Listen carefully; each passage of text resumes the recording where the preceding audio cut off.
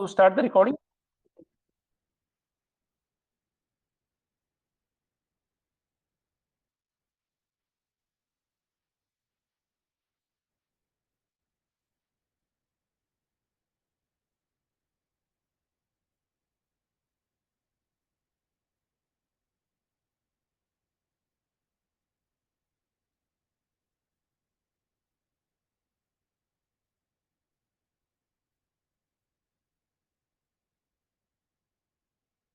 So you all of you can see the full screen? You can see the full screen? My screen? Yes, Prabhuji. Yes, wonderful. Thank you so much. So we start with the invocation with the invoking the auspiciousness, Mangala Charan.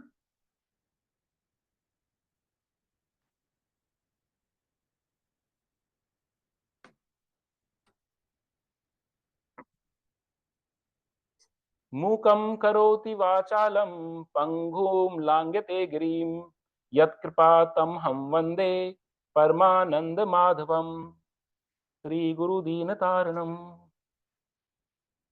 Om Ajnanatimirandhasya Jnananjana Salakhya Chakshur Unmilitam Yena Tasmai Sri Gurve Namah. Namah Om Vishnu Padaya Krishna Pristhaya Bhutale Srimate Bhakti Vedante Swami Niti Namine Namaste Saraswate Deve Gauravani Pracharine Paschatya Destarani जय श्री कृष्ण चैतन्य प्रभु नित्यानंद श्री अद्वैत गदाधर श्रीवासदि गौर भक्त वृंद हरे कृष्णा कृष्णा कृष्णा हरे हरे हरे राम राम राम हरे हरे जय So I will again share my screen.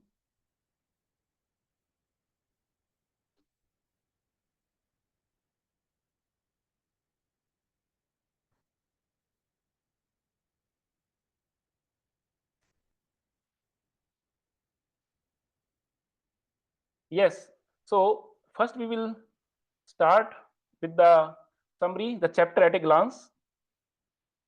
We have last time discussed the chapter 1, and we will go through the summary of the chapter 1 at a glance.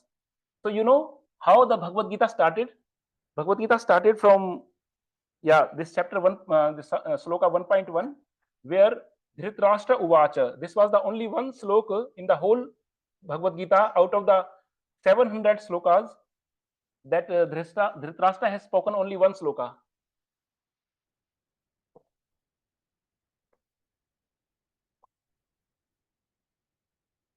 And Dhritarashtra is saying to Sanjay, Sanjay is his secretary, and Sanjay is actually long-time associate of Dhritarashtra.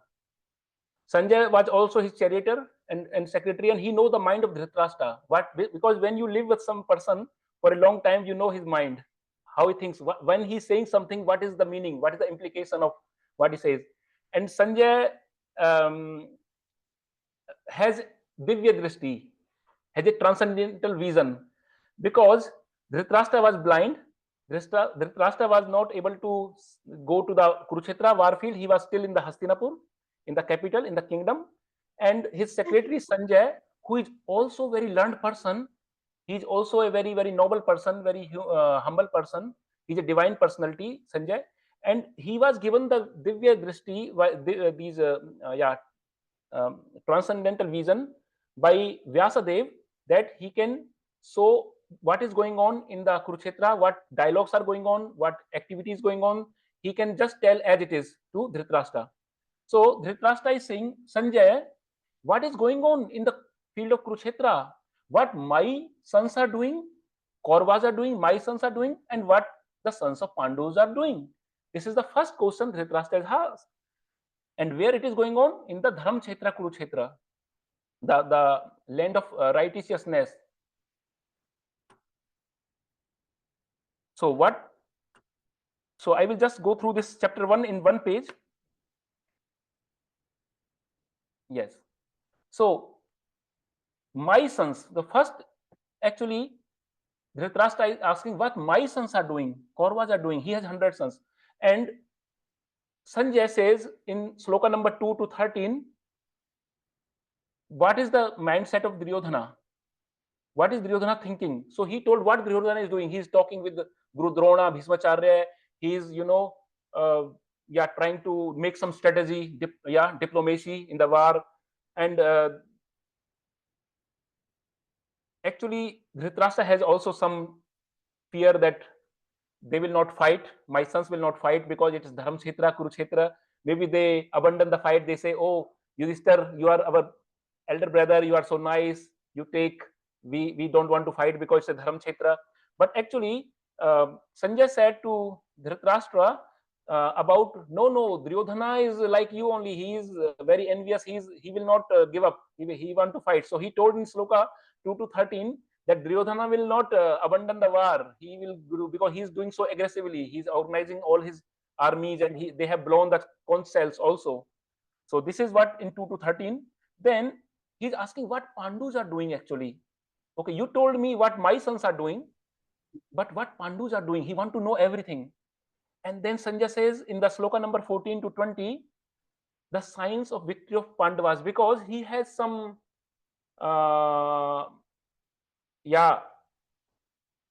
he was thinking maybe Pandavas, he has a fear, Pandavas may win, although he wanted that my sons should win, but he has a fear that Pandavas may win.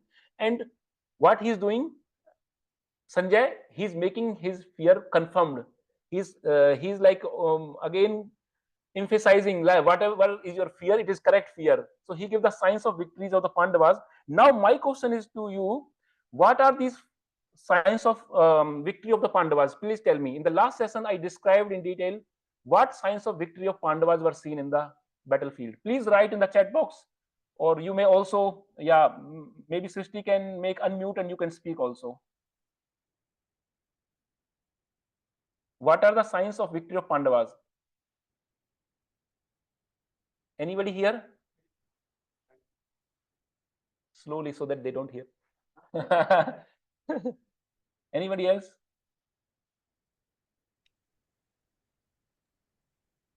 Do you remember the signs? Okay. Yeah, there are some more. Because I say signs of victory, not sign of victory. It's a plural. So there are many reasons, few reasons. So, Srishti, can you tell what is written by the participants here? Rachna is saying Hanuman flag, and Madhava Krishna, and Susanna is saying Krishna is on their side. Yes. Wonderful, actually, wonderful. So one thing is that Krishna is on their side. The devotees here in the temple also, they also say this, Krishna is on their side. Krishna is called here Madhava in the sloka, next sloka. Krishna says Madhava, and Madhava means the husband of goddess of fortune, Lakshmi. So Krishna is their side. Where there is a fortune of the husband of the fortune of Lakshmi, fortune of goddess of fortune is there. That means victory is there.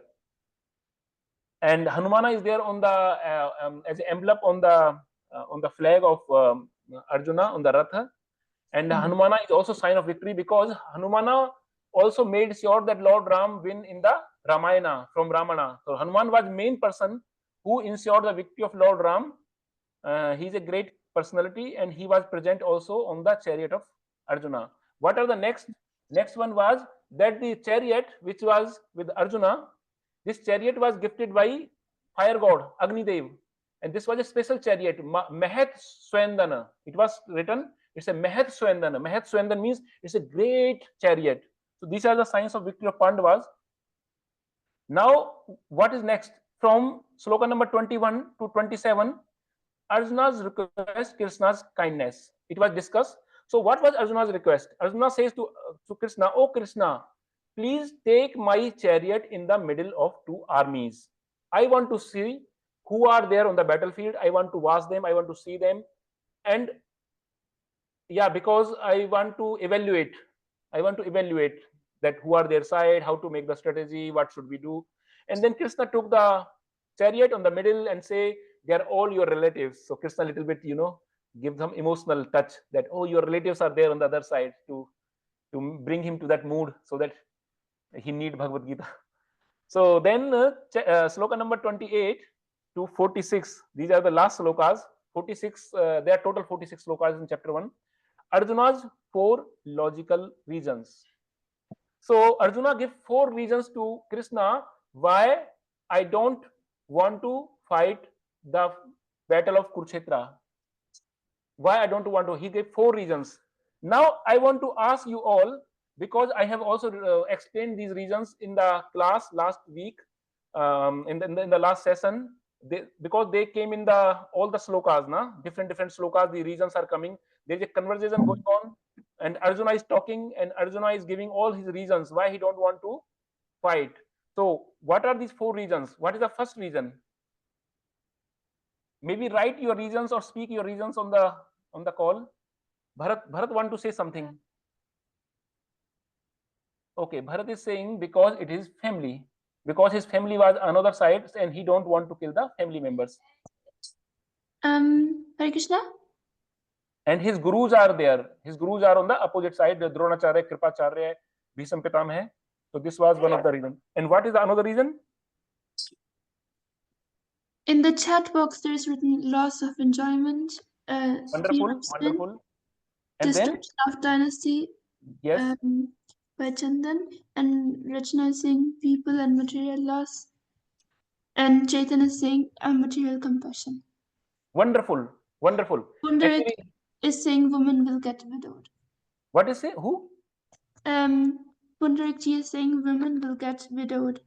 Yes, yeah. Destruction of the family dynasty and the culture, family culture, the protection of the woman, protection of the older people, older generation in the families.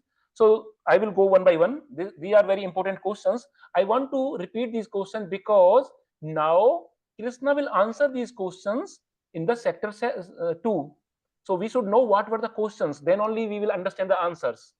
So in the slok number 28 to 30, Arjuna is saying to Krishna, I have a compassion. I don't want to kill them. They are my relatives, my guru, my teachers are there, my brothers are there, cousin brothers are there, my grandsons' sons are there.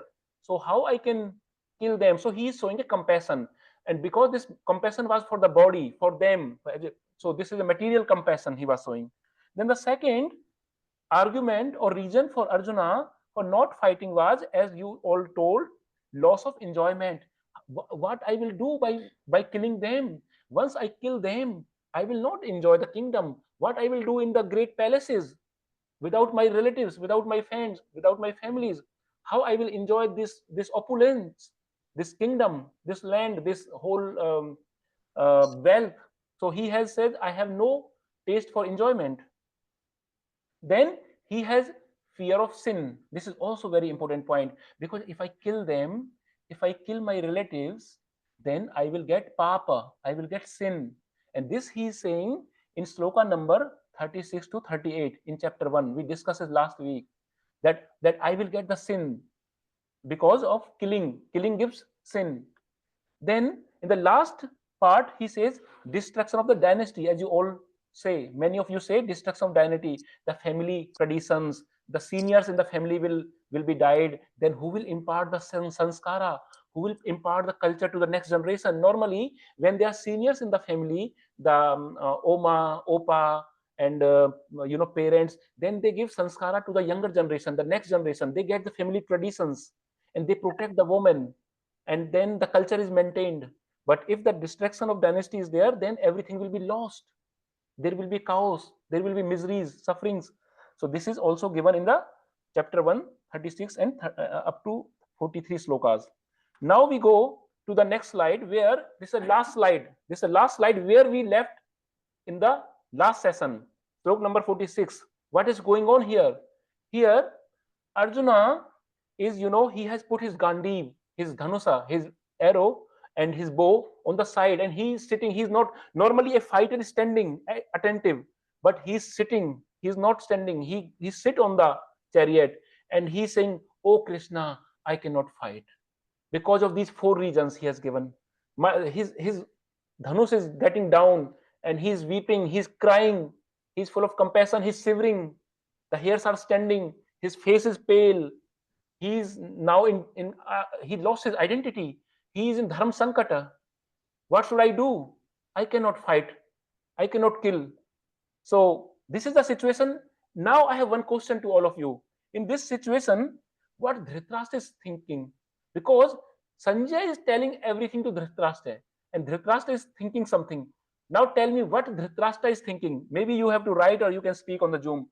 What Dhritarashtra is thinking right now? Bharat, you want to say something? Anyone?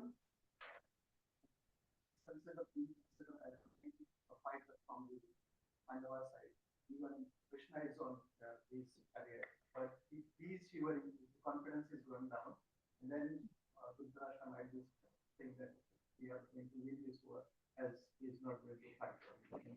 That confidence. Wonderful, wonderful. And you, Balram Prabhu? That is not so, because student is not very confident. The Kshatriya should be more confident, and he is disappointed that he is becoming down and he is not confident. And I think he's thinking. Dhritarashtra is thinking like this? Okay, and what is your name? No, he was never a teacher. Dronacharya, Kripacharya, they were the teachers. Dronacharya especially. Dhritarashtra is not the teacher. And what you say? What is your name, Prabhu? Your name? Tushar. So Tushar Prabhu has given a wonderful, perfect answer. Anybody else, Srishti, want to say something? Yes, many people are saying, family Devadara is saying the life of Kauravas will be saved if Arjuna does not fight, which is his ultimate desire. Rashna saying maybe war will be stopped as Arjuna may not fight. Gautam is saying fear that war may not happen.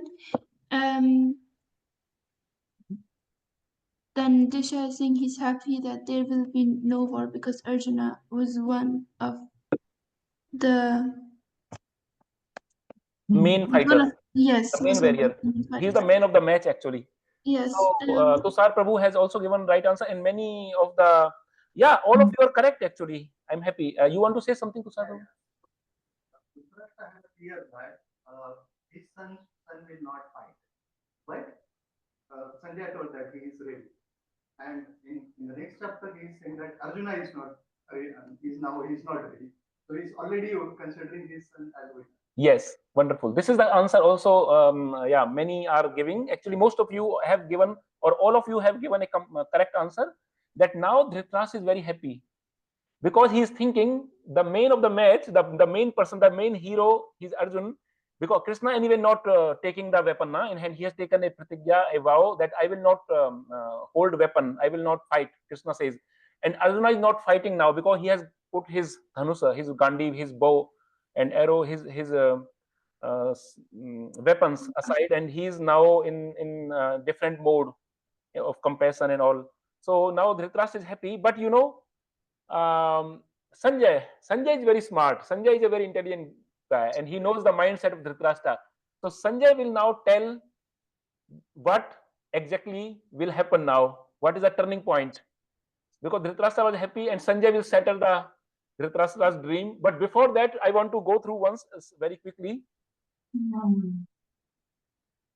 That Dhritarashtra has the desire that his son should win, and they will become the king. But he has the fear. What was the fear? That the war will not happen. And this was solved by Sanjay in the sloka number 1 to 13 or 2 to 13. That Duryodhana is not going to give up. War will happen. So don't fear that war will not happen. War will happen. Then he also have a doubt that my sons will win. And this is also confirmed by Sanjay. Yes, he has a doubt that the Pandavas may win and my sons may not win. And this doubt was confirmed by Sanjay by saying the signs of victory. 3 signs of victory he said. Krishna is their side, Hanumanji is there, and that chariot is great from Agnidev. So this is there, and then hope. The last thing was left from Dhritarashtra. What was the last thing? The hope. The hope was that Pandavas may not fight and my son will be declared victorious. Yeah, somehow the fight will not happen and my son will be victorious. It was his hope actually. He was very hopeful and he was now happy. This is going in that direction only.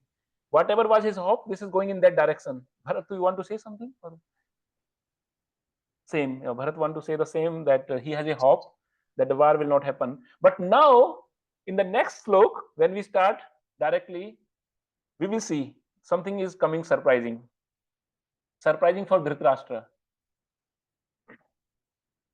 We start with the first sloka of the chapter 2 of Bhagavad Gita. Tam tatha 𝗟𝗶𝗵𝗲 asru purna kuleshanam visidantam idam vakyam 𝗬𝗶 madhusudana. Such a nice thing. Sanjaya 𝗬𝗶. 𝗬𝗶 means saying, to say something, to tell something. Sanjay is saying to Dhritarashtra, oh Dhritarashtra, seeing Arjuna full of compassion, his mind depressed, his eyes full of tears, Madhusudana, Krishna spoke the following words. So now Sanjay is saying to Dhritarashtra that when Krishna saw Arjuna in this condition, full of compassion, mind depressed, eyes are full of tears, Madhusudana. Actually, there are so many names of Krishna and so many names of Arjuna. In each sloka, you will see a different name of Krishna and Arjuna. There is always a background behind them. Why this particular name was spoken? There is always a reason. There is a background because of that context. So here Madhusudana means, Madhu means there was a demon, a great demon, Madhu demon. And Sudana means killer. And Madhusudana means killer of the demon Madhu. And Krishna is also called Arisudana. Ari means Satru, Dusman, enemy. The killer of the enemy. Sudana means enemy. So here Sanjay is saying that when he saw Arjuna in this condition, then Krishna, the Madhusudana spoke. And when he used the word Madhusudana, Dhritarashtra was, oh, Krishna has spoken now, because Madhusudana is used here because he can kill, because he's a killer of enemy, he can kill that misunderstanding. He can kill the ignorance of Arjuna. He's a killer of misunderstanding and he's killer of the ignorance, the demon of ignorance. So Dhritarashtra then thought, oh, now Krishna has come in the picture. And he knows Krishna very well, actually. Dhritarashtra knows Krishna very well. Because he knows Krishna is a game changer. Krishna is very expert. Krishna is smart. He knows it. He has a past experience. And oh, now Krishna is speaking. He will do something. Why he has come in the picture now? And all the hope is shattered now. He has the hope that maybe the war will not happen, Arjuna will not fight, and my son will become the king. But now when Sanjay is saying this thing, then his hope is shattered, because he is saying use Madhusudana, that he will clarify all his doubts and he will make Arjuna understood. He will give Arjuna the jnana, the knowledge, the true knowledge, and then Arjuna will become ready. So this is the message of this slok actually. So what is next coming to us? Then the next slok is slok number 2.2. In the slok number 2.2, actually Vyasadeva has written,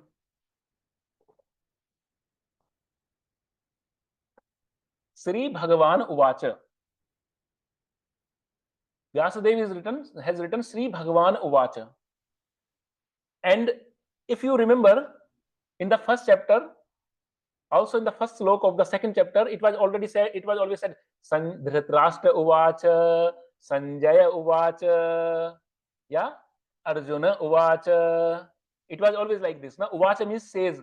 Dhritarashtra is saying, Sanjay is saying, Arjuna is saying, and now suddenly Vyasadeva is not writing.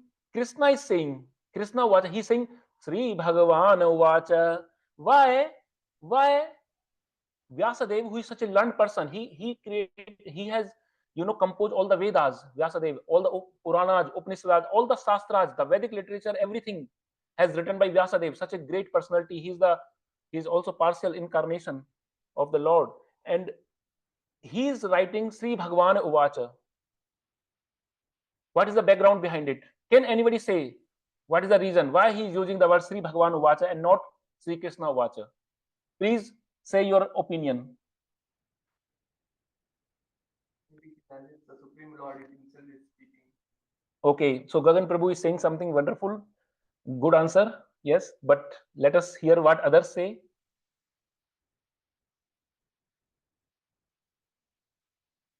Why he is using the word 𝗟𝗵𝗂𝗶𝗳𝗏? Please, you can unmute yourself.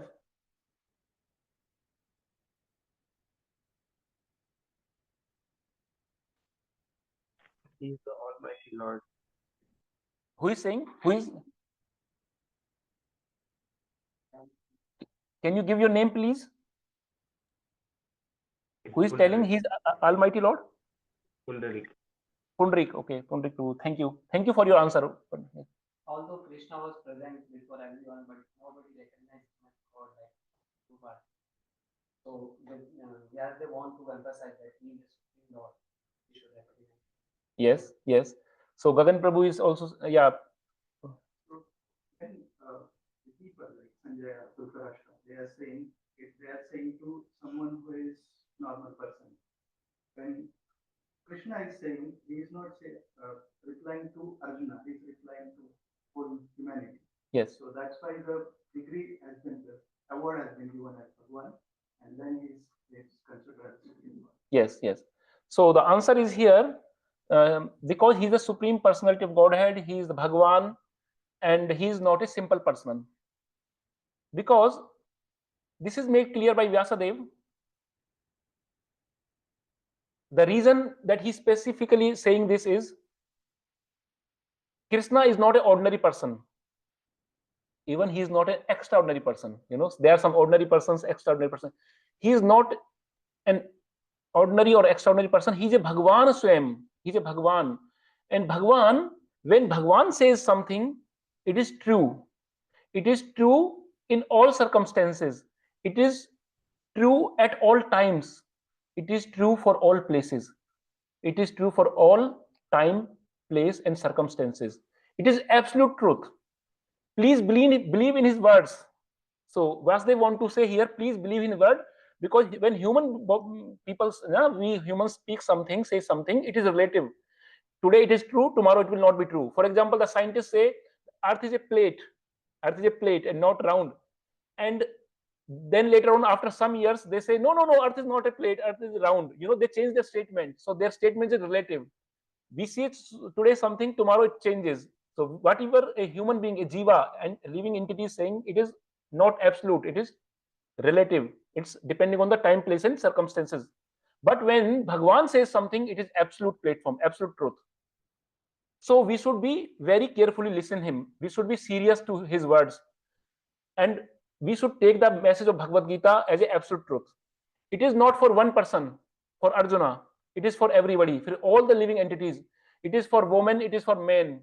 It is for Germans, for Indians. It is for children, for old. It is in all circumstances, it is true. Sometimes we don't understand the message of Bhagavad Gita because we think, oh no, I don't understand this. This is not making a sense for me. This is not making sense because it's wrong inside. No, it is correct. Everything is absolute truth. It is not making sense because my intelligence has not developed so far. My understanding has not developed. It is my understanding problem. I have to improve my understanding. I have to learn it. I have to understand it. It is not that Bhagavad Gita is wrong. Rather, my understanding has to be improved. So this is the meaning why Vyasadeva is writing here, Sri Bhagavan Uvacha. And what is the meaning of Bhagavan?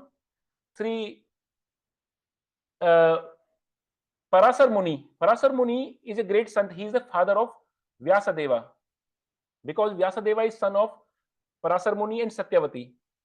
So Parasar Muni has written many Shastras. In Vishnu Puran, Parasar Muni is writing the definition of Bhagavan. What is the definition of Bhagavan? It is written by Parasar Muni. So anybody remember this definition of Bhagavan? What Parasar Muni has written? The sloka, anybody remembers?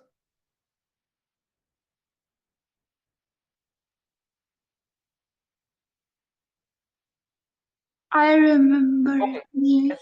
Okay, maybe, yeah, then you can tell also. Yes. I'm not sure, but maybe 𝗟𝗏 samagrasya वीर्यस्य यशस्य Shriya ज्ञानवैराग्ययोश्चैव सन्नं भागयतिं गणः. Very nice, wonderful. So this is the definition. There are 6 opulences of Bhagwan, and these 6 opulences, the definition of Bhagwan is defined by Parasar Muni in Vishnu Puran. He has defined 6 opulences. These 6 opulences are in everybody. In all the living entities, these opulences are there, but in Bhagwan they are full, they are maximum, they are at the maximum level. And what are these opulences? Wealth. Like Bhagwan is full wealth, he's all rich, he's the most rich. Actually we are also rich, like we have some money, na? some wealth we have, but the wealth of the Lord is whatever wealth belongs to us and whatever wealth belongs to the whole world. This is the wealth of the Lord. Yeah, everything belongs to Lord. So the Lord has the maximum wealth, and then he has the maximum strength. We have some strength, we are getting our strength from the Lord, but Lord has the maximum strength. And he is all famous. He is famous in all kala, trikala. He was famous, he is famous, he will be famous. And we as living entity, we are famous for some time until we are live, and we are famous in certain conditions, in certain village, certain time, certain country, certain society, we are famous. But Lord is famous in all the society. Lord is famous globally, universally. And he's all beautiful. His beauty cannot be described. He's all ever increasing beauty. And then he's full of knowledge. We have knowledge, we have only certain limited knowledge. Everybody has knowledge, but the knowledge of Lord is full. All the knowledge in the universe is coming from the Lord. All the knowledge is coming from the Lord. He's made of knowledge, Sat, Chit and Ananda. And although he's full of wealth, he's full of strength, he's maximum in fame, maximum beauty, and full of knowledge, still he is very renounced. Although he has all these things, he's very renounced. So these are the qualities of the Lord. We have these in the minute quantity, and Lord has in the fullest quantity. And that is the reason he is called Bhagavan. Bhaga means opulences. Shan bhagam iti gana. Bhagam iti gana, 6 opulences. One who has these 6 opulences, he is called Bhagavan. That is the meaning of Bhagavan. And now what happened here? Sri Bhagavan uvacha kutastva kasmalam idam.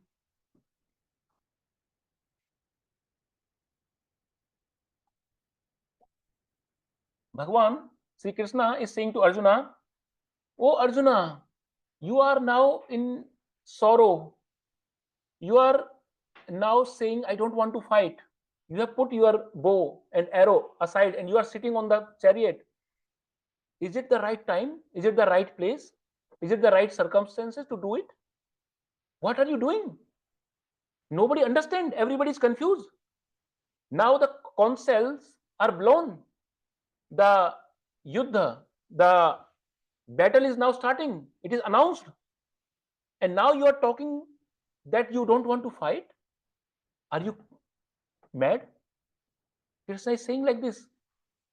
Yeah, if you want to say all these things to me, that you don't want to fight and you have these problems, and you could have talked me yesterday evening when we were making the strategy. Yesterday evening we were on the dinner table. You could have talked on the dinner table. Or today morning we took the breakfast together. You did not talk anything about this. You could have talked me on the breakfast table. And now suddenly in the middle of 2 armies, everybody is ready to fight. It is already announced. Anybody can now shoot the arrows and kill you, and you are now sitting on the chariot. This is not right thing. And Arjuna, you are showing you as a coward. They will not think you are most compassionate person. They will think you are a coward. You are fearing from the war now. And I'm Bhagavan, I'm full of knowledge, and you are showing ajnanata. You are with me and you are in ignorance, and you are together with me. I'm representing the knowledge, but you are still in ignorance. So what the people will think about me? And I first time in this yuga, I tried to be the charioteer of someone. And now you are running away as a coward. You're running away from the battlefield. What people will think? That they just, if you don't think about your reputation, you are a prince, a great prince, but you don't think about your reputation, at least think about my reputation. I am Bhagavan. What people will think, oh, Krishna became the charioteer and now Arjuna is running away. So they will think my reputation is also on the stake. So Krishna is telling different things to Arjuna to motivate him that why you are doing all these things now. This is not the right time for doing this. And then Krishna is saying, oh, and then Arjuna is saying, oh, Krishna, actually, it is out of my compassion. I'm not coward. I'm not fearing, but it is out of compassion. I don't want to kill. Don't want to kill my relatives. Please understand me, Krishna. Please understand me. So he's very, with a very grave voice, Arjuna is saying like this. And then Krishna says, Sudram Hirde Durbalyam.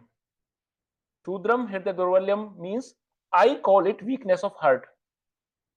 Oh, Arjuna, the thing which you are saying compassion, that this is compassion, I say is weakness of heart. This is not compassion. And then he will explain why it is not compassion. Krishna will explain. Krishna will clarify everything to Arjuna.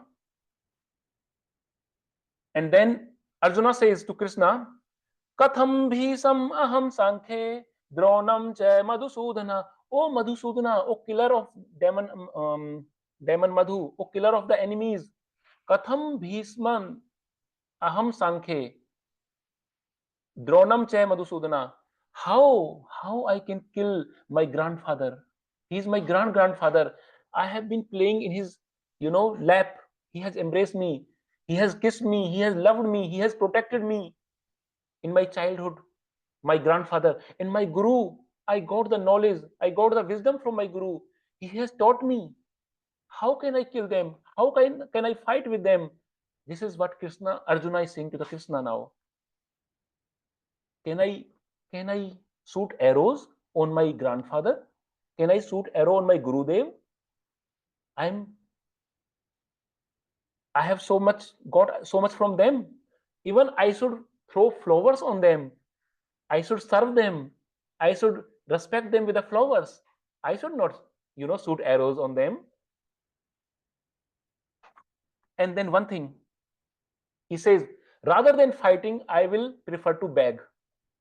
I want to better live as a beggar than to fight with my grandfather, with my brothers, and with my Gurudev. I can live as a beggar. And one thing I like one thing most I like about the Arjuna,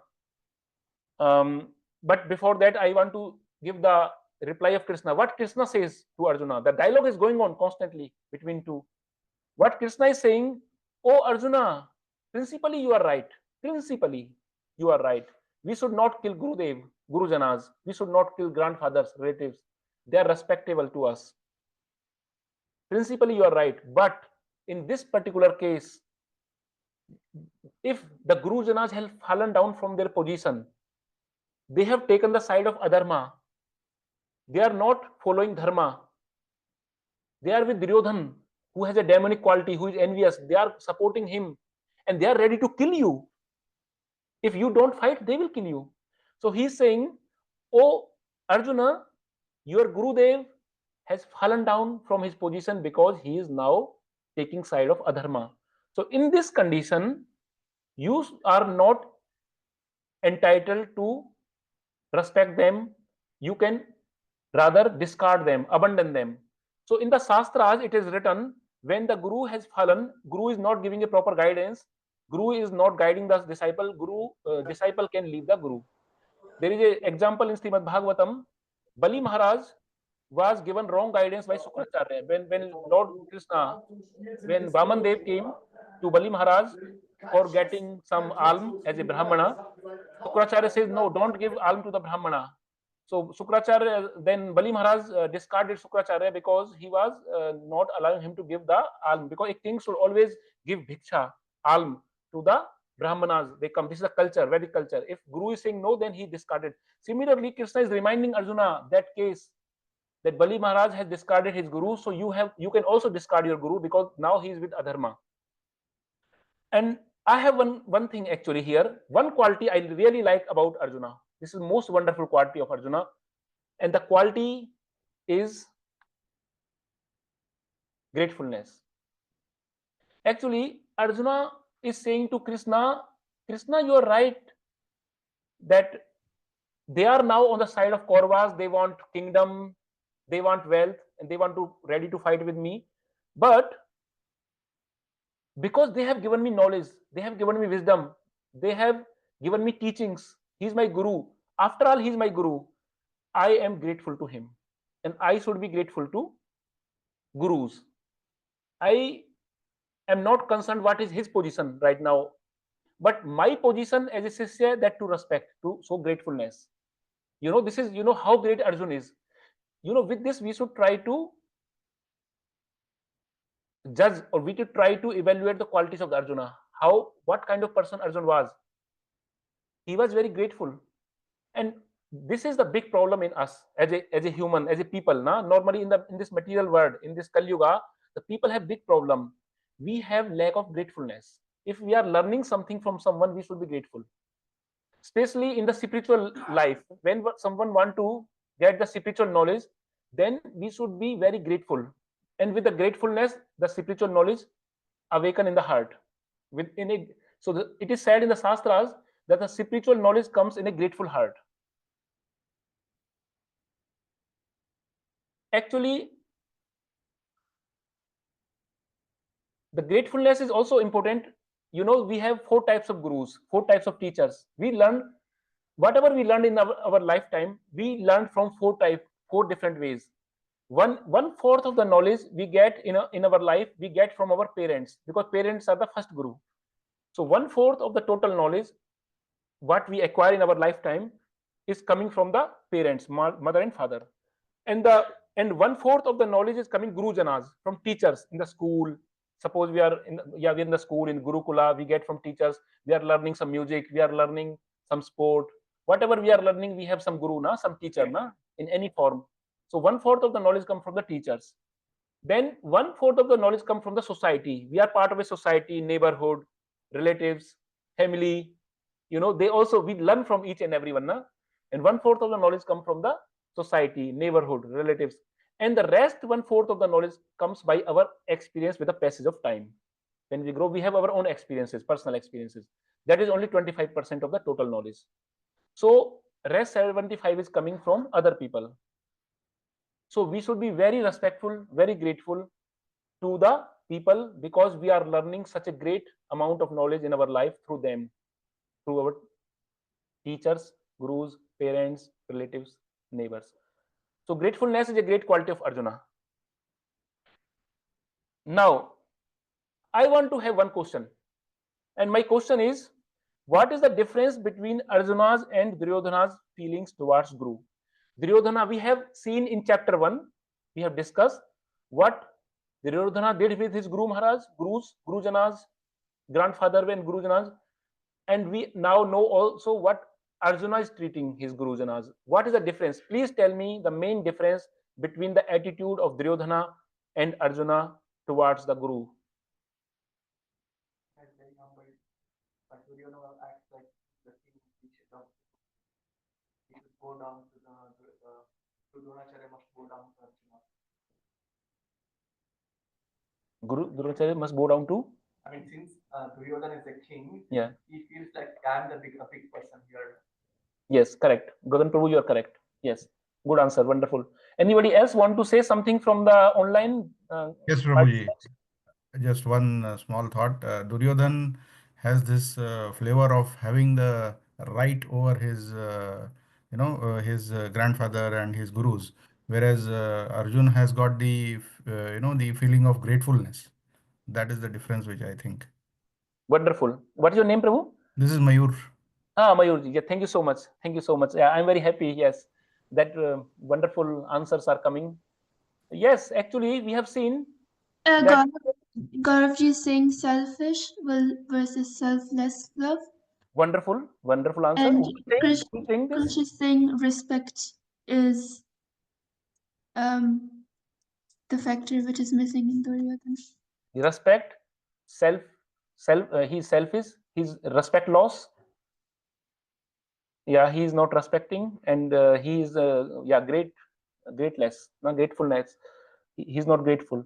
So he's ungrateful. So these are the things, difference between Arjuna and And Duryodhana, actually, you remember in the first chapter, Duryodhana started revoking Dronacharya.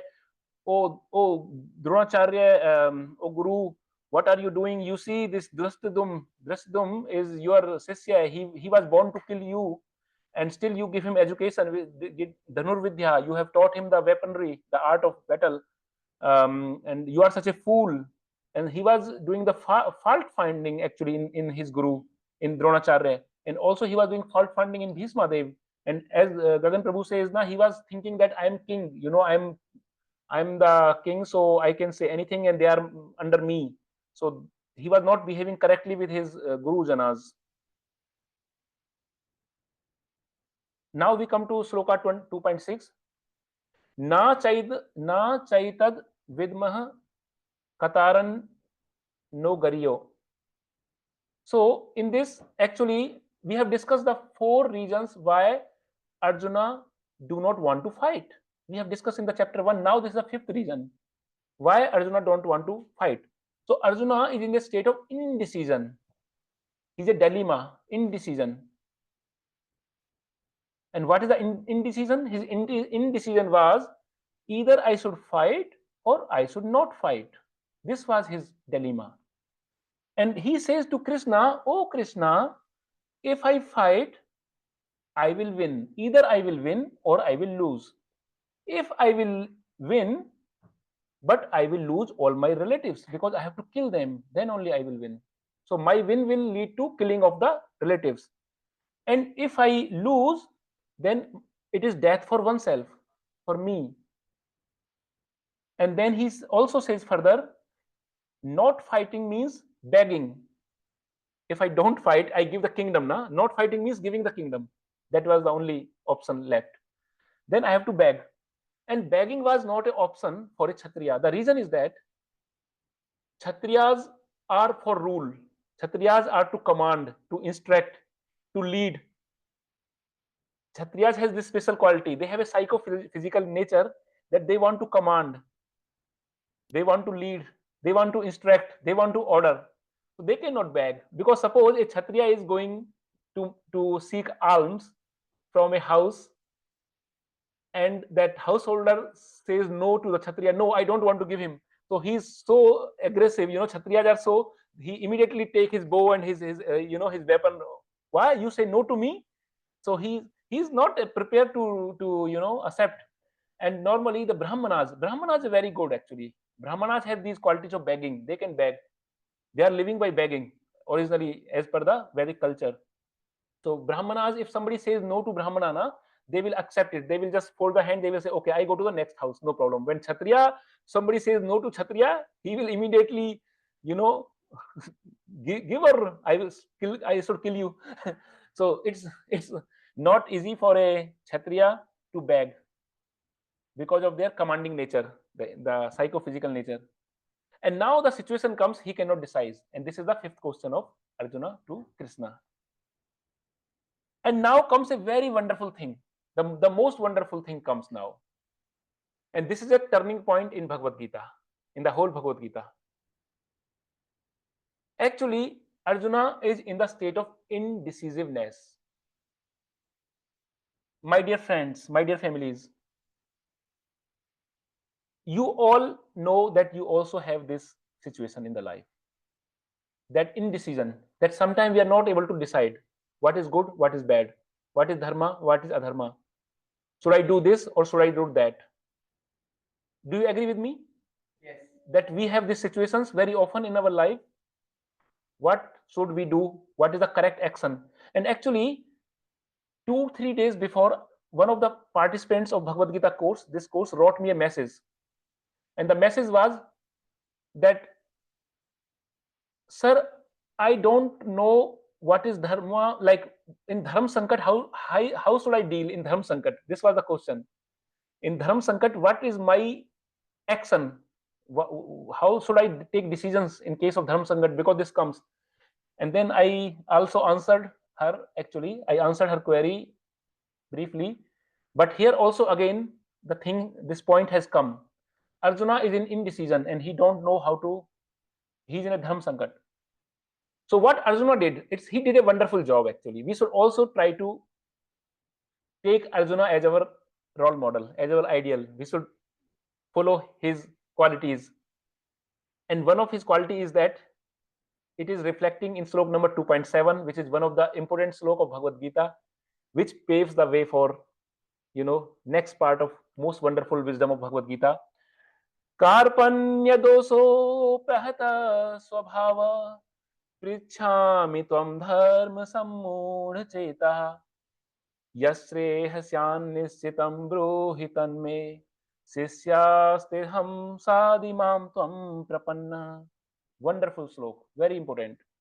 In this slok, Arjuna is saying to Krishna, "Oh Krishna, karpanya doso pahata subhava. I'm getting weakness of heart. I'm in dilemma. I'm not able to decide. I'm lost my identity. I have an inner battle going on. What should I do? Karpanya doso pahata subhava. I'm being under miserly. I'm indecisive in this condition. I have a 𝗪𝗹𝗶𝗃, weakness of heart. And prachhami tvam dharma sammudha chetah. I'm asking you, prachhami tvam, I'm asking you, dharma sammudha chetah. Dharma sammudha chetah means I don't know what is dharma. I'm in moha, I'm in illusion. Sammudha means illusion. Now I'm illusion. There is a illusion in my heart. I don't know the dharma. Yasrehasyam nishchitam bruhi tanme. What is good for me? What is best for me? Yasreha, what is best for me? Sayan, nishchitam bruhi tanme. Bruhi means to tell me. Please tell me. Surely, nishchitam. Tell me surely what is best for me. I want to listen. And last line is the most important line of this sloka. In the last line, he says, Sishyasteham sadimam tvam prapannam.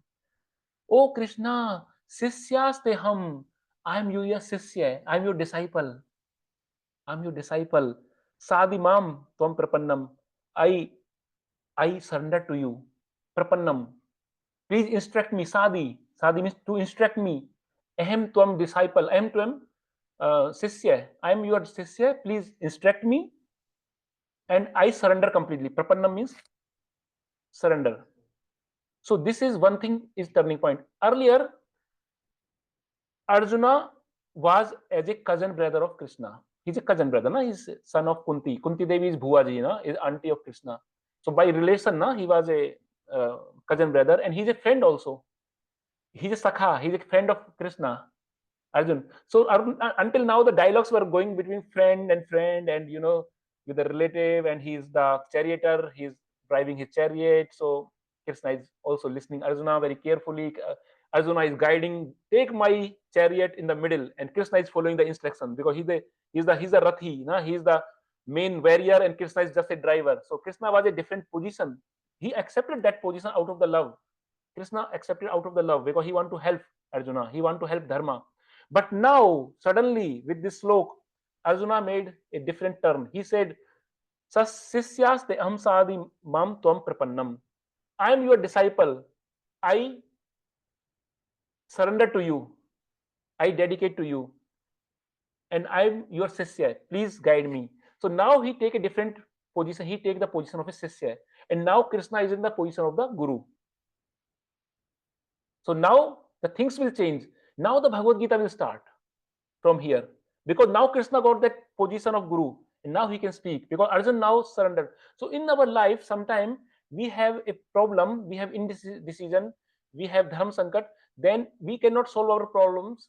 We should, people sometimes think, oh, I will solve my problems. I know my problems. I can solve my problems. But actually, we cannot solve our problems. We should take help.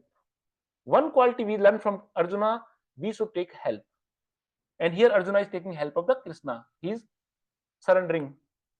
And then Arjuna, after saying this, Arjuna said, oh Krishna, I need your guidance. You are my Guru. I am your Sisya. I am surrendered soul. I am not fighting. Sorry, I will not fighting. And then he fell silent. This is the last words of Arjuna. Then he stops speaking after that. I'm not fighting, sorry.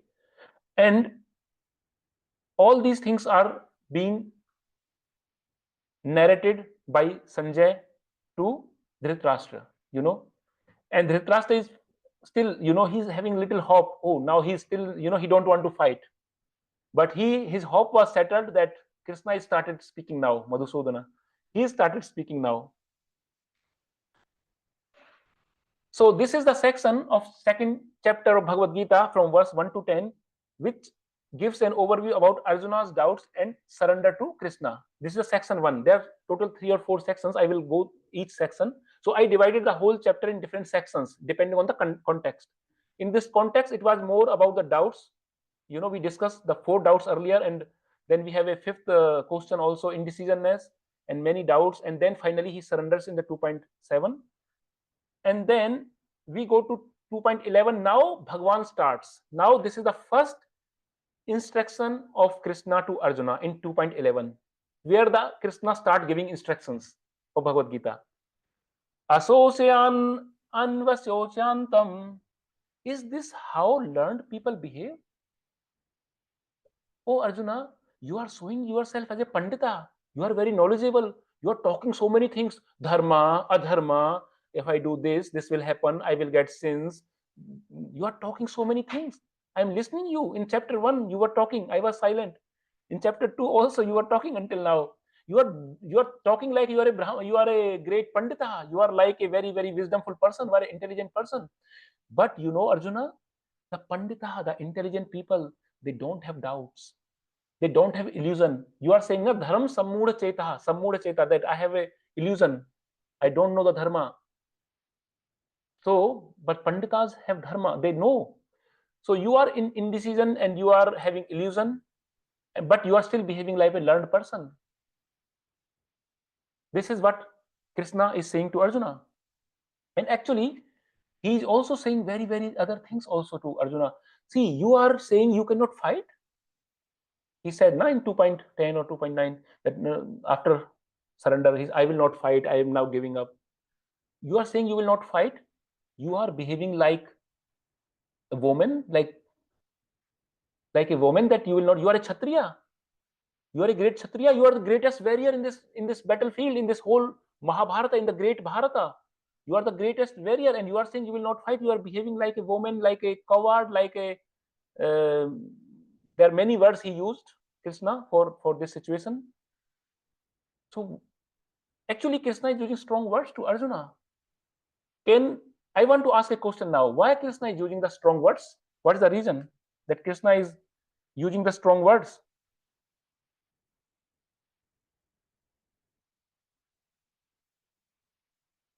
Yeah, why Krishna is using strong words? I think that because the time was coming already that the war should start.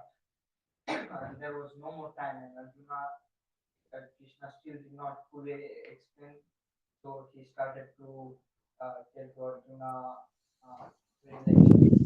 because war is starting already and they have started. And yes. I not prepared, that's why. Okay. Yes. Yeah. But there is another reason also. So anybody who want to say why Krishna is saying strong words to Arjuna? Maybe Krishna wants to make Arjuna fight in the war, but just by saying that is not a Kshatriya's dharma also. So okay, let us now discuss this point. Some of you have given correct answers. So actually here Krishna's position is a teacher. Now he is no more a friend. Now he no more a cousin. He is a teacher. And the role of the teacher is to awaken the student, the disciple. And Arjuna was in illusion, in depression. He was in sorrow, in remorse, in anguish. And when somebody is in anguish, in remorse, in sorrow, he cannot get the jnana, he cannot get the knowledge because he's not ready to receive. He's in a different mindset, completely different mindset. So Krishna is trying to shake him. Krishna is trying to shake him out of this situation, that he's in a different situation, in this situation of depressiveness. So by shaking him, he's taking him out. And sometimes the gurus has to speak the strong words to awaken, to sometimes people say, oh, guru should always speak very sweet, nice, kind words, my son, my child, and very humble words. No, guru means heavy. The Sanskrit meaning of the guru is heavy. And guru has to be heavy. He should talk very straightforward. He should be, awaken the student. And that's why Krishna has spoken those strong words to Arjuna, because he want to take him out from this special situation. He want to shake him out and he want to motivate. So actually Krishna is using psychology as a guru, as a motivator. So because motivational speakers, they use psychology to give the knowledge. So by using these words, he's changing Arjuna's mind.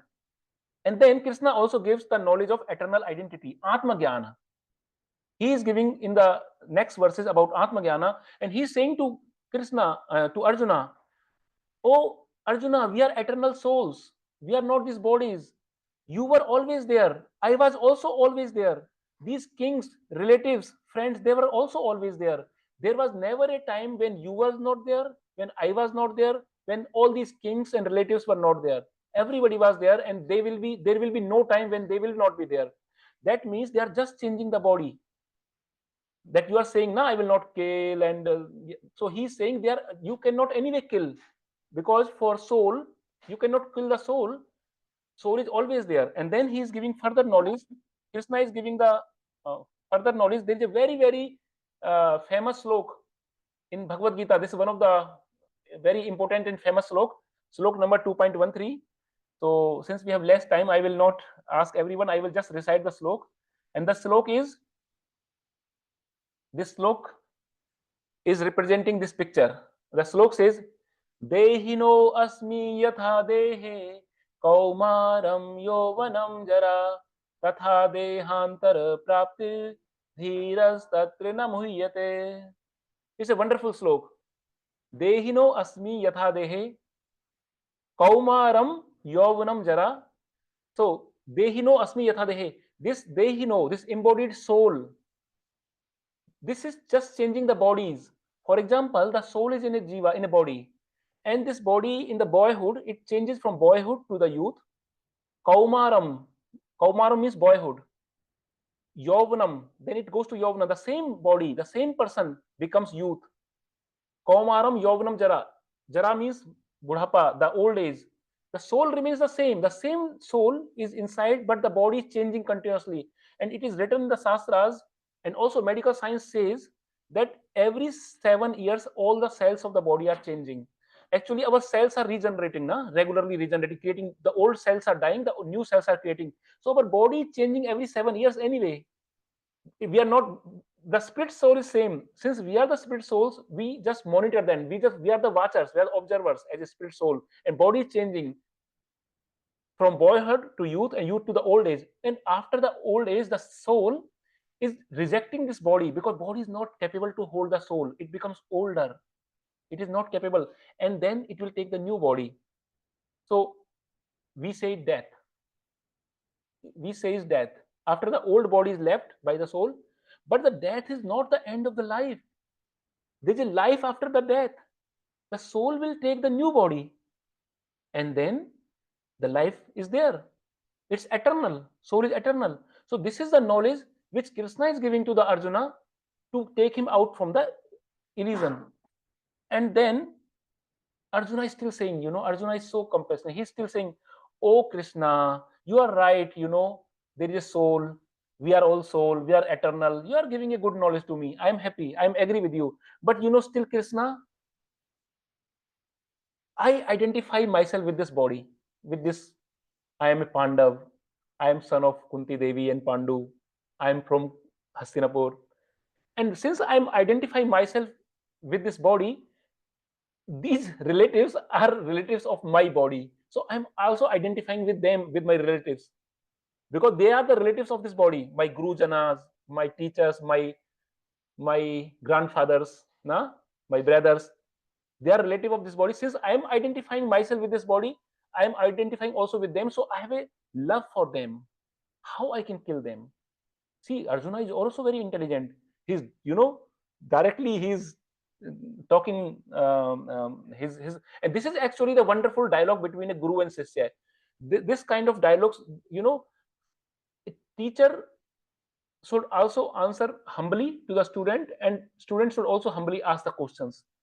This is how a student and teacher relationship works. And now Krishna is saying something. This is the first important instruction of the Krishna.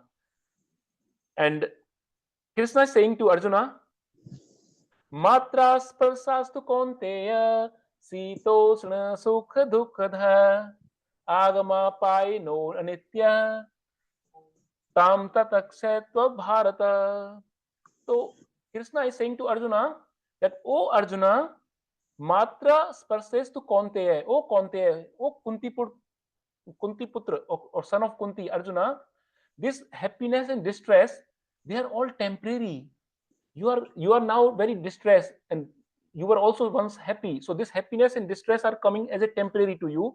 They are like the winter season and summer seasons are coming, like the weather is changing. As the weather is changing in winter to summer and summer to winter, the happiness is distress is going. Seet osana sukha dukkha chay. The sukh and dukha are changing. Seet osana. Seet means winter, osana mane summer. So this happiness and distress will go anyway. Don't worry about it much. Don't too much into it. So just like winter and summer season, it will go. And you know, Krishna is just now motivated, just tolerate. Oh, Arjun, tolerate them. Please tolerate. So actually, there was one devotee in one participant of the course, and she has also written me a question on my WhatsApp that, sir, how to develop tolerance? How we can become tolerant in the life? This was her question, and I told her that I will answer your question, because I will not answer. Krishna will answer this question directly. Krishna is now answering this question, how we can become tolerant. So this is the first instruction, first spiritual wisdom of Krishna to Arjuna in this Bhagavad Gita, where Krishna is telling to Arjuna, be tolerant. He is telling the quality of the being tolerant. And Krishna is asking what I will get after become tolerant. What I will get. So Krishna is saying, you know, when you become tolerant, you can do your duty. Because, you know, when we have some people like winter season, but the winter season will go, summer will come. Some people like summer season, but the summer will also go, winter will come. So they should have tolerate. Because some duties we have to do in winter season. We have to go out, we have to do so many things. If you cannot tolerate winter season, how you can do your duties of winter season? You have to tolerate the winter season. If you cannot tolerate summer, how you can do your duties in the summer season? So by tolerating, you will do the duties. You will become persistent. You will become capable to do your duties. And then Arjuna said, yeah, okay, I can do my duties, but what I will get by doing the duties, my prescribed duties? Then Krishna says to Arjuna, by doing your prescribed duty, you will come into knowledge. You will get knowledge. And then Arjuna again asked, what I will get with with knowledge? And he said, then for the knowledge, you get the liberation. You get out of the bondage of this material prison. So this is what, and maybe you want to ask me a question right now. Many of you may ask the question, why duty gives knowledge? When we do our prescribed duty, how it leads to knowledge? This might be the question. This question will be answered in chapter number 3 and 4, because the chapter number 3 and 4 is my duty. What is my duty? And then knowledge. Chapter number 4 is knowledge. The duty and knowledge are coming in 3 and 4, and this will be described in detail about duty and knowledge. So please attend also the next session where you will understand all these things. Now I will quickly go to the next point. We get one lesson here. The lesson is the ability to tolerate in the provocative situations is not a sign of weakness, but it's a sign of greatness. So we should try to tolerate, because it's not a sign of weakness, but sign of greatness. Like Arjuna, Krishna is teaching to Arjuna, be tolerate. Now, in the next slokas, Krishna is giving Sankhya yoga, knowledge of Sankhya. Sankhya yoga means difference between soul and body, that there is an analysis done. The analysis of the difference between matter and non-matter, matter and antimatter. Actually, scientists have come up with a word called antimatter, but they don't know what is antimatter. This antimatter is the spiritual element, the spiritual spark. This is the antimatter, but they are not able to measure it. There is no instruments to measure it.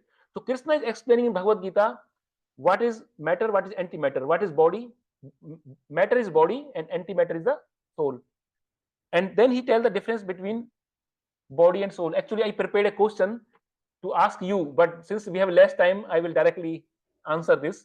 What is the difference between soul and body? The soul is imperishable and body is perishable. Body has a deadline, has an expiry date. Every body has an expiry date, but soul has no expiry date. And soul is unborn, it never takes birth, it is always there. But the body takes birth. It takes birth in different species of the life. Then soul is eternal, but the body is temporary. Soul doesn't die, but the body dies. Soul is invisible. You cannot see the soul. You cannot see that. No instrument in this world can see the soul. The scientists cannot see the soul. It's very invisible. And it's immeasurable. It is not, it is all coming from the sloka number 15 to sloka number 26. All these are told by Krishna, these slokas to Arjuna, and all these qualities of the soul are coming. Even there are much more, but I want to make an overview table, so I took the most important ones. Soul is unchangeable, but body goes through the change. Boyhood to youth, youth to old age, and then the body is always changing. So in this sloka, he is giving the Arjuna the knowledge of Atma Gyan. What is soul? So now, actually, Arjuna is saying to Krishna, "Oh Krishna, I have the weapons. With those weapons, I have such powerful weapons that I can break anything. I can use fire weapon, I can use earth weapon, I can use water weapon, air weapon. So I can break anything with the earth weapon, I can burn anything with a fire weapon, I can dissolve anything with the water weapon, I can dry anything with the air weapon." So there are different kind of weapons Arjuna has, and he is thinking that he will also dry the soul, or he will kill the soul. Somebody might say, "Na, okay, if there are such weapons, then maybe he will." But Krishna is saying to Arjuna, "You cannot break the soul. It cannot be broken. It cannot be burned. It cannot be moistened, and it cannot be dried. The soul cannot be broken, burned, moistened, and dried." This is all told by Krishna to Arjuna. Actually, we will take the questions at the end, so that we have a flow and we have less time right now. Then one nice sloka, Krishna is saying to Arjuna, "Jatasya hi dhruvo mrityur dhurvam janma mritasya cha tasmat 𝗟𝗶𝗂𝗃 na tvam sochutam 𝗟𝗶𝗁." One who has taken his birth is sure to die, and after death, one is sure to take birth again. Therefore, in the unavoidable discharge of your duty, you should not lament. So Krishna is now motivating Arjuna, you should do your prescribed duty, because it is not that you will kill them, they will anyway die. They will anyway die, because the body will die anyway. And if you don't kill them, they will kill you. they will kill you, Arjun. Actually, the everything is announced now. So Krishna is motivating to Arjun that who has taken birth is sure to die, and who is died, he will take birth again. So just do your duty, just do your prescribed duty. And then again he says, "Dehe nityam avadhyoya." You cannot kill the body. And then you remember the question number 1 in the chapter 1. What was the argument of the Arjuna that I discussed in the beginning? The 4 reasons why Arjuna don't want to fight. You remember what was the first reason Arjuna don't want to fight? Relatives are What? his relatives also die in the Yes, he don't want to kill. Yeah. No, first reason, the first point, compassion, material compassion. So he has the first quality, material compassion. And now Krishna is giving answer to this question. Krishna is saying to Arjuna, "Dehe nityam avadhyoyam." The soul can never be killed. That's why don't lament, Arjun. Don't show this material compassion. This compassion is only for the body you are showing. It is not for compassion for the soul. Rather, you should show compassion for soul, not the compassion for the body. Because body will anyway destroy. Body will either they will kill you, or they will die by themselves and with their age. So the compassion you are doing is a material compassion. It is not correct to do this compassion. So Krishna is answering this in 2.11 to 2.30, why Arjun should not do this material compassion, rather Arjun should do the spiritual compassion, which is compassion for the soul. And then we finish now the section 2 of the chapter 2, where Krishna is saying, Arjun, fight, fight and fight. There is no death of the soul, and don't do this material compassion. Now we go to the, one question I prepared for you all. What is the practical benefit of knowledge of soul? Maybe I will answer myself because of the time reason. When we have knowledge of soul, then we actually come out of many problems, because we can detach ourselves from the problems, from this material things, attachments. When we know we are soul, when we have a knowledge of soul, irrespective of we are any dharma, here we are following Islam, Christianism, we are following any Judaism or any dharma, any religion we are following, or we are reading Quran or Bible or whatever, or we are following Vedas or not following Vedas, doesn't matter actually. But the existence of soul, if we have a knowledge of the existence of the soul, then we can detach ourselves from the material attachments. We can come out of the situation faster. We will not get miseries because we can identify this. Then sometimes we are disrespected by the people. Then if we know we are not this body, we are soul, the disrespect is only for this body, then we can come out of the situation very easily. We will not go in depression. And we also have the power of tolerance. We can tolerate. When we know we are soul, we are not the body, we can develop tolerance in us. This, somebody asked how to develop the tolerance. So we got the consciousness of being soul. In that consciousness, we can develop more tolerance, more open-mindedness, more daya, more compassion for the jivas, for everybody, because everybody is soul, everybody is the same spirit soul. Then we have more similarity, more harmony in the society.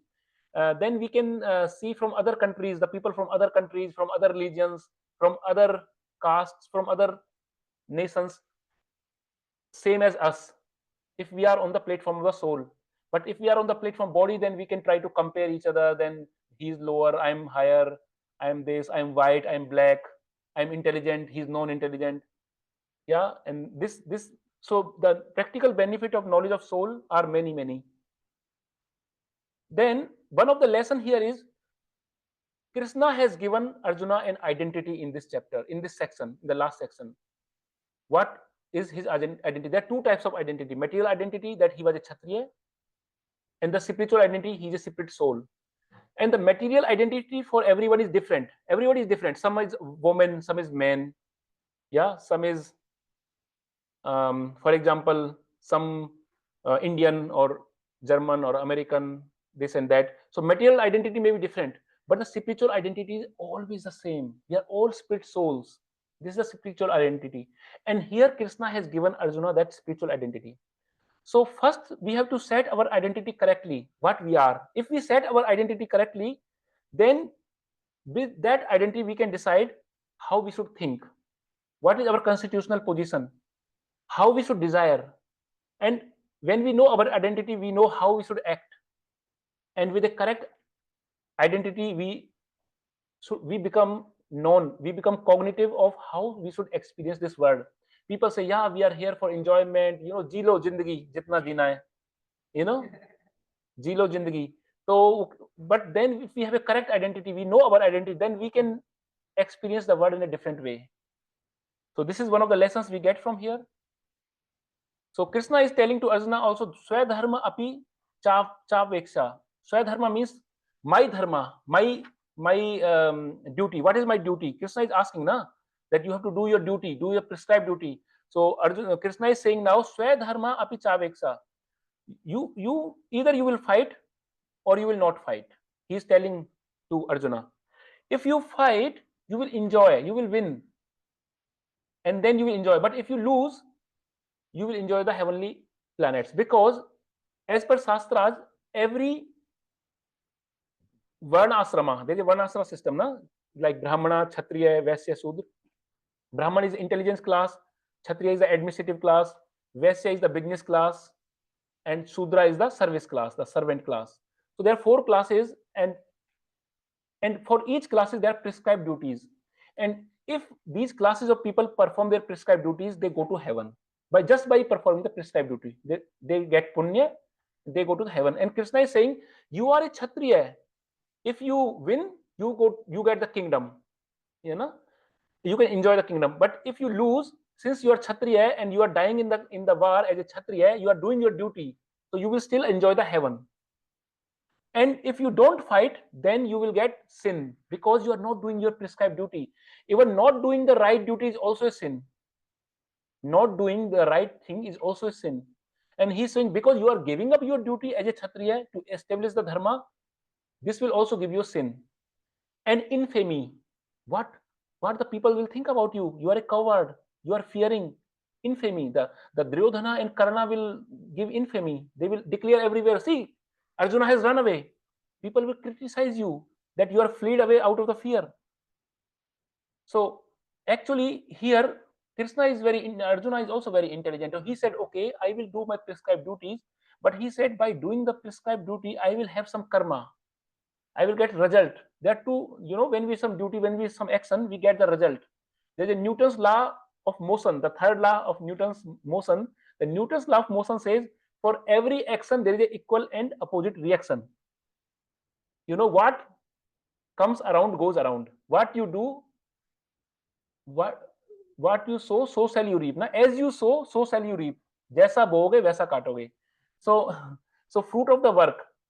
If you do some action, you will get a fruit of the work. And this is there was a second question of Arjuna, second argument or reason why I don't want to fight. What was the second reason of Arjuna for not fighting? Loss of enjoyment. His second was sin. I will get sin. If I kill them, I will get the sin. Now Krishna is answering the second question of Arjuna.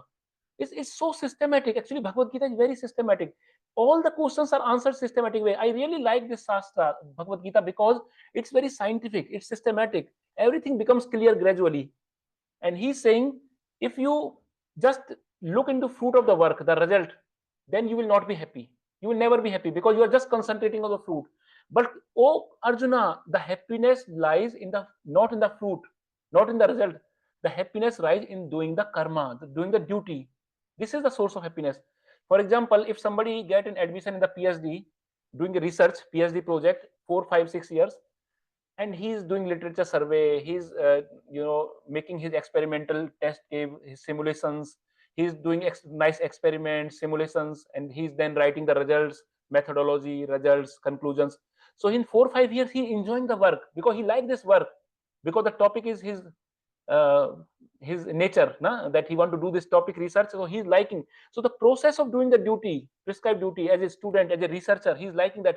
But finally he will be awarded the PhD degree. This is just one small incident, and it is just a kshanik sukh, just one, so the sukh, the happiness is not in the fruit, that one day I will get this degree, this is only happiness for me. No, the happiness lies in the whole process of doing the PhD, whole process of doing the research, enjoying his research process. So similarly, a student is studying in the school. It is not that he will become happy only when he passed the exam. He will also be happy in doing the preparation for the exam, going to the school, learning the wisdom, So doing the happiness lies in the prescribed duty. So this is why Krishna is saying to Arjuna that you are saying that I will have loss of enjoyment if I kill them. Now how I will enjoy? Loss of enjoyment. No, loss of enjoyment. Don't think about the result. You are just focusing on the result, and that's why you are thinking you will have loss of enjoyment. Principally, the enjoyment is not in the result but in the prescribed duty. So just fight. So he's saying just fight, because by prescribed duty you will get the happiness by performing the duty itself. And then this is he's emphasizing from 2.31 to 2.37 that how he will not have loss of enjoyment just by doing the prescribed duties, because enjoyment lies in the performing the duties. So this is the next section, third section, where Krishna is saying just fight for your duty. Now Krishna is asking, now we enter into we take maximum 5 to 10 minutes. So please bear with me, because it's the biggest, it's the second biggest chapter of the Bhagavad Gita. The biggest is 18 and this is the second biggest. And it was a big challenge for me to prepare this in this way. So I please expect your cooperation, that please stay with me for next 10 minutes and we will be having a wonderful finish of this chapter. So Arjuna is very intelligent, and Arjuna is saying to Krishna oh Krishna, I will do prescribed duty. I will do some karma. Will this not bind me in this world? If I do good karma, I will get good result. If I do the bad karma, I will get the bad results. So I will get a bad result, and result always bind. So how to do my duty that it doesn't bind me? So as I say, action is karma and reaction is karma phala. If we do good, we will get good result. If we do bad karma, bad action, we get bad result. And killing, what is killing actually? Killing is in general, fill in the blank. What is killing? Killing is a good karma or bad karma? It's a bad karma. Principally, it's a bad karma. Yes, everybody agree with me. Killing is a bad karma. So Krishna has to now answer Arjuna in a next level. Actually, now the discussion is going very deep in the next level. It goes in more technicalities now, because Arjuna is asking intelligent questions, and Krishna is also very happily describing everything. Sukha dukhe same kritva labha labhau jaya jayau tato yuddhaya yujjasva 𝗍𝗶𝗂𝗶𝗵. So Krishna is saying to Arjuna, oh Arjuna, because Arjuna is asking, will I not get the bindation of the pap and punya with this karma? Karma will bind me in this world.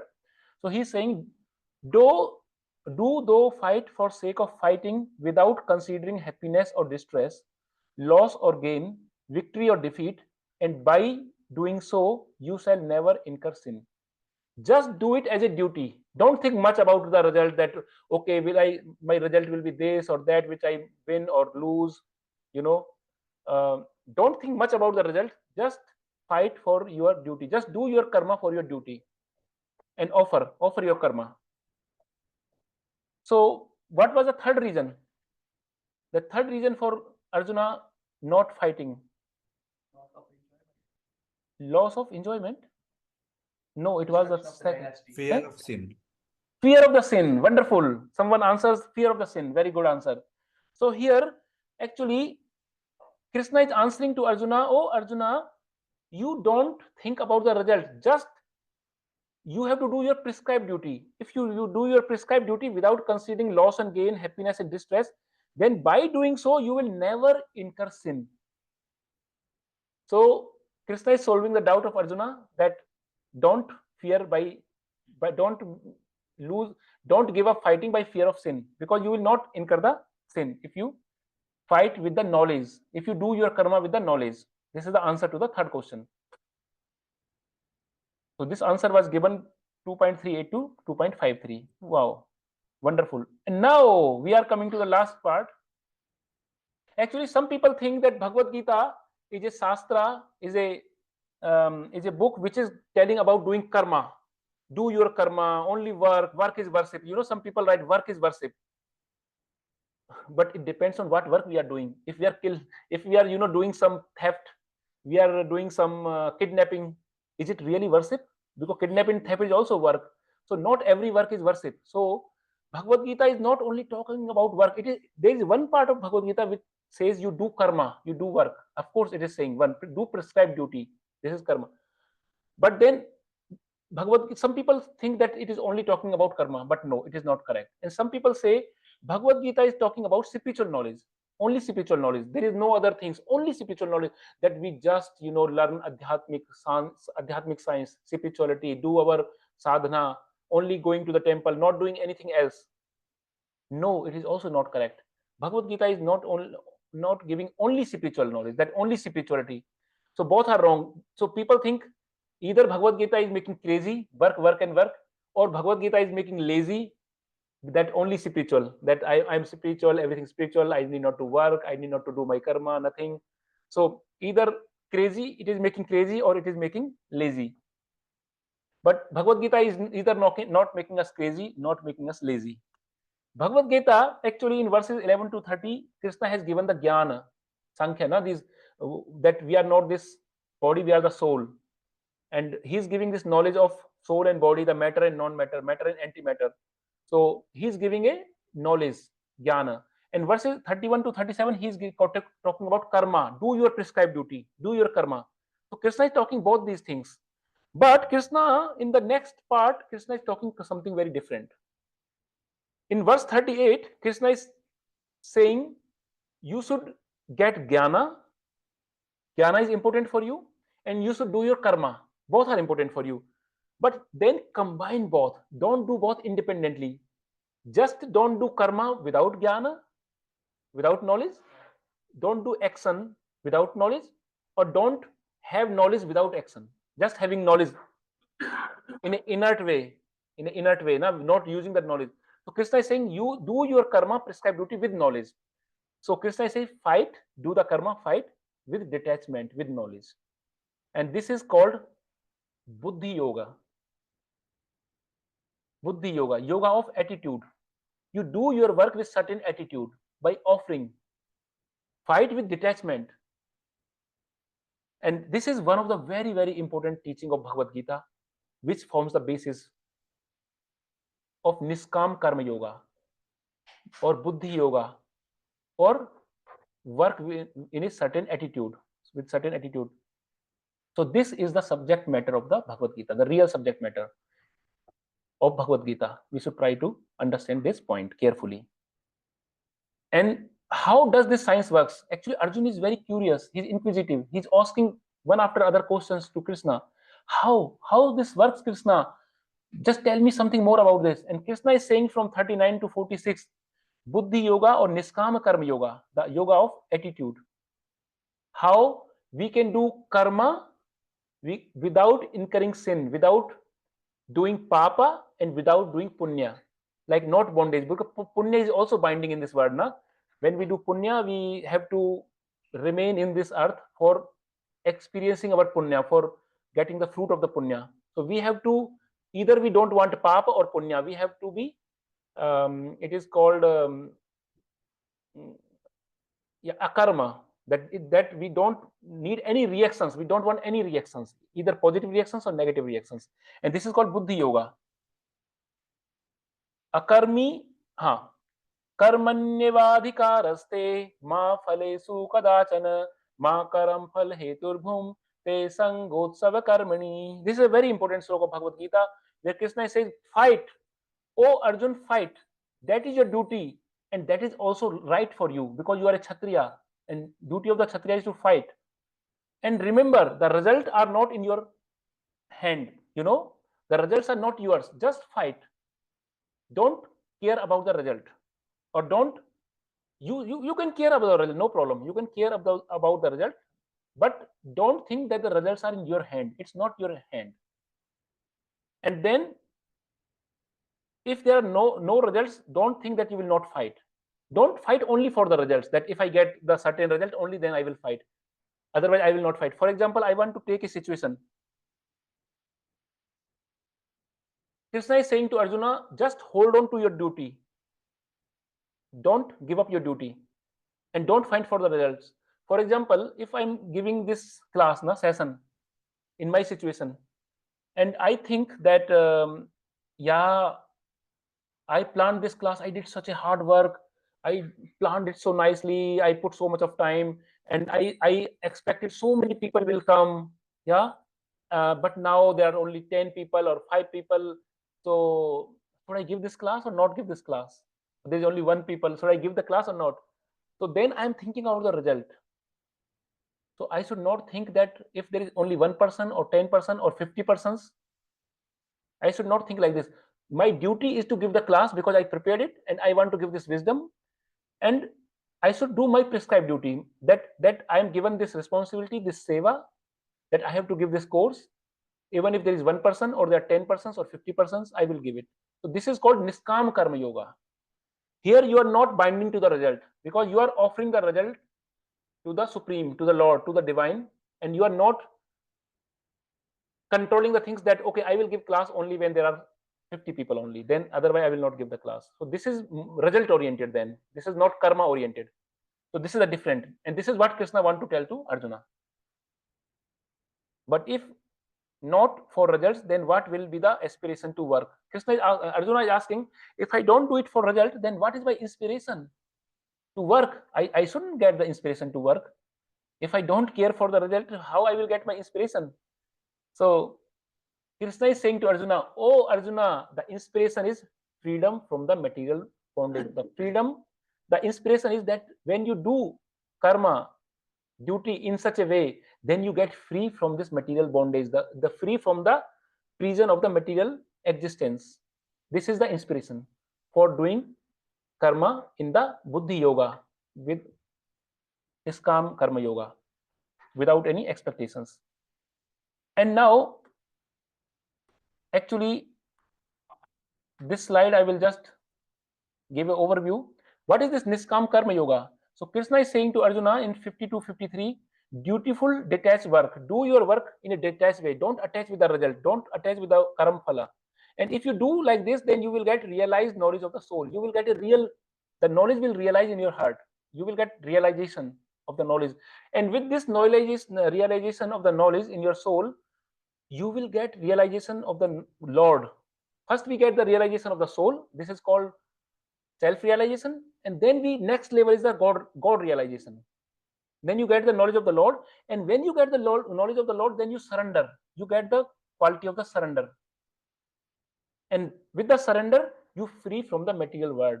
And this is called liberation. This is called liberation. And then Arjuna is asking to Krishna, is there someone who has already practiced this? Or I'm like, you are telling something theoretical to me? Or there is this is a practical science? Is how much the practicality inside? Because theoretically you can tell me anything, like, but if somebody is really practicing it, if there is somebody who is practicing it, how he's such a person, I want to know where he lives, what he does, how he behaves. So I want to know the qualities of such a person, because I want to associate with him, I want to learn from him, I want to meet him, I want to become like him. So Arjuna is very inquisitive, Arjuna is very motivated. And then Krishna says, Arjuna uvacha sthit pragya se ka bhasa samadhisthasya 𝗬𝗶 stitadiham kim prabhaseta kim asita vrijeta kim. Does such a person really exist? And if such a person exists, how I will identify such a person? And then Krishna is answering his query in these verses. Now I have only last two slides. In the last two slides, then everything will be finished. So Arjuna is asking 4 questions. Ka bhasa, this person who is situated in the self realization, who is situated in the higher consciousness, sthit pragya, he is equipoised, he is Atmaram. What is ka bhasa? What is his symptoms? What are his symptoms? What is characteristics? And Krishna is telling in 2.55 what is his characteristics. And then next question is kim prabhaseta, how does he speak? How does he react to the situations? And then kim asita, how does he sit? And then Krishna is answering this in 2.58 and 2.59. And vrijeta kim, how he walks. How he walks. So how he walks means how he do his work. So how he speak doesn't mean that he speak German or English, or he speaks soft or hard or fast or slow. He's asking how he react actually. This is a deeper meaning of these questions. And how he sit means how he behave in temptations, when he has internal temptations of the mind or temptations of the senses. So Krishna is answering all these questions in this last slide, slide number 55, where he says such a person, what is his, actually Arjuna is saying what is his characteristic, what is his symptoms. And Krishna says he seeks happiness. But everybody seeks happiness. Arjuna says everybody seeks happiness, I also seek happiness, and everybody, all the participants of this course also seek happiness. Then Krishna says, no Arjuna, he seeks happiness inside, within. We are seeking happiness outside with our material senses. We are seeking happiness in material objects. By our eyes, we want to look at beautiful things, we want to hear nice music, we want to eat tasty things. We are looking happiness outside world by our senses. But a sthit pragya person, a equipoised person, a realized person who is situated in the divine consciousness, such a person looks happiness within, inside happiness, inner happiness. And then he asks to him the next question, how he react, how he speaks, how he react. And he says, Arjun, he is undisturbed. When somebody provocate him, somebody do some disrespect and say, oh, how hell you are here, and somebody insult someone, then he is not disturbed, he remains undisturbed.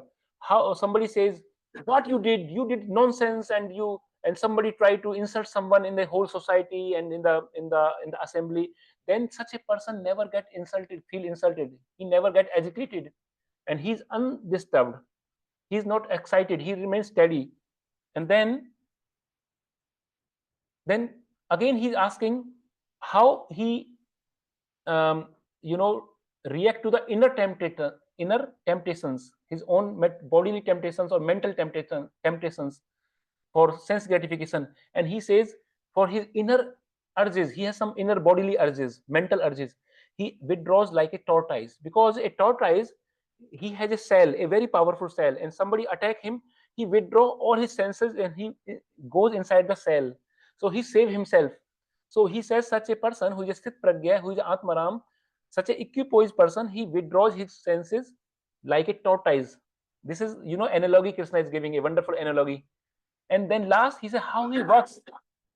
Oh Krishna, how such a person works? And Arjuna says he works with satisfied consciousness, with a fully satisfied consciousness. And Arjuna is asking how he get this satisfied consciousness. Then Krishna is saying this satisfied consciousness comes from his connection with Supreme, because he established his connection with the Supreme Lord, and from that he get this satisfied consciousness, and with this he work. And then Arjuna asking, then what happens to such a person? What is his destination? Then Krishna is saying that when such a person, he goes to Vaikuntha. Vaikuntha means why? Why means no. Vaikuntha is no, and Kuntha means miseries, sufferings, place of anxiety. So Vaikuntha means there is no anxiety, there is no suffering, there is no misery. This is called place of, this is spiritual word, this is the divine word. And Krishna is saying to Arjuna, such a person, when such a person works like this with such qualities, he go to Vaikuntha, he go to a place where he got his original identity, his natural identity. Then he is, with his nature, his original nature, he is working, and he is in bliss, he is in knowledge, he becomes eternal. He did not have to take birth again and again. He goes to Vaikuntha, the spiritual planet. So this is the last sloka of chapter 22. Chapter 2, as I mentioned, is the second biggest chapter with 72 slokas. But I am very happy that you have shown such a patience, a great patience, and you have listened so nicely, and you have always answered all my questions, always made it more interactive. I'm very thankful to you. You can ask questions, but anyway, I giving you the offer that you can ask your questions by writing me in the WhatsApp. I will also answer your questions. Please answer there, and you can maybe ask also next session. Next chapter is not so big, so we can finish timely. So today we got our identity. Arjun, we have what is our original identity. So there are some lessons we can discuss in the next, that what lessons we can revise this. So what we did in this chapter, actually Arjuna's indecision and surrender in the first 2 seconds. Then we have soul and body difference, and Krishna says, because you are not the body, you are the soul, just fight. Then Krishna says, do your prescribed duty, just fight. And then Krishna says, do your duty with buddhi yoga or niskam karma yoga, with an attitude, with a certain attitude, and then fight. And then Krishna told to Arjuna about the qualities, the 4 qualities of sthit pragya, a person who is in the divine consciousness, a realized personal. He worked with a certain aim, a particular aim, with a certain attitude, and he go to the destination, which is Vaikuntha. So dear friends, dear families, please excuse me, please forgive me for making the class longer. It was the longest chapter, that's why it took time. It's one of the most important chapter, and Srila Prabhupada has given the name of this chapter, the contents of Bhagavad Gita summarized. So in this chapter, whatever we have discussed, these subject matters are described in great detail in the whole Bhagavad Gita. And this Bhagavad Gita chapter is called Content of the Bhagavad Gita Summarized. So in the next chapter, chapter 3, we will go through in the next session on Saturday at 6:30 on 22nd of February. So please join. And if you have questions, I'm sure you will get the answers of all your questions in the next session. Krishna will give your answers, definitely. Yes. we will learn about my duty and how to do the duty with knowledge. So thank you very much. Thank you very much. Hare Krishna, Hare Hare Krishna, Krishna, Hare Krishna, Krishna Hare Hare, Hare Hare Ram, Hare Ram, Rama Hare Hare. Yes. So thank you again. I'm really feeling very heartfelt gratitude towards all of you that you are listening so with the great patience, and you are still up to the end of the session. And we see each other next week. Thank you. Yes. Again, I want to announce actually that tomorrow we want to read only the slokas, only at a stretch. 8:30 to 9:30 on the same Zoom link. Let us meet and read the whole chapter, and you will get a more flow. A complete flow of the chapter, how it is going on, the dialogues between Krishna and Arjuna. And I look forward to see each one of you tomorrow 8:30. And on Saturdays we will do like this.